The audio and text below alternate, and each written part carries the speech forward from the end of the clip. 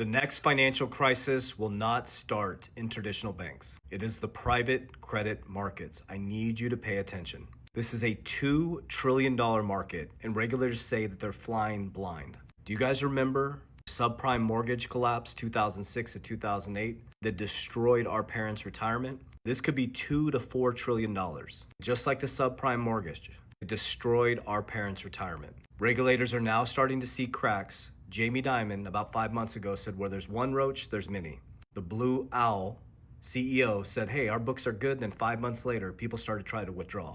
You're starting to see cracks, hidden leverage, fake valuations, and liquidity issues. But why is this happening? That's what I want to help you guys understand. Is interest rates were so low for such a long time, they started to develop these private credit markets, which are non-bank financial institutions that are not regulated. So when you can get money very cheap, non-regulated financial institutions were giving out credit.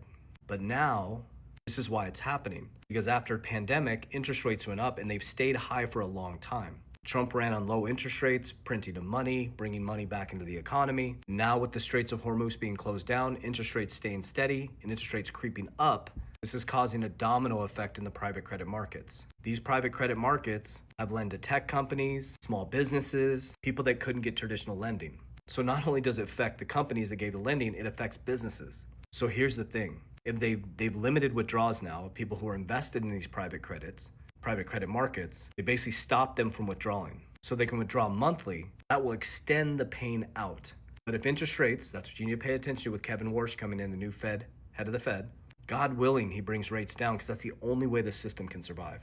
If not, this will be a slow bleed until this private credit market collapses, and that will bring down people's retirements.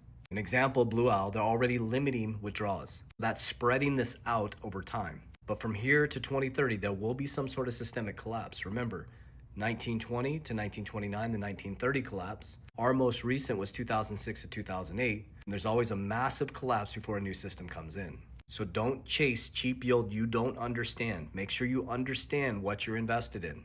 Liquidity matters much more in uncertainty markets than anything. Make sure you can get liquid. Make sure you can withdraw. That's why I love crypto. I can withdraw fast. And ask yourself this question. This is why I use insurance and I love crypto, is can I access my money when I need it? Because the people in the private credit markets who are invested in the private credit markets are now limited to 5% withdrawals. So they can't even get their capital. So always pay attention. You're paying for your attention. What we use is retirement. The elites move back and forth and trade. Always protect your capital. Warriors, rise! Get your shit together. Let's go.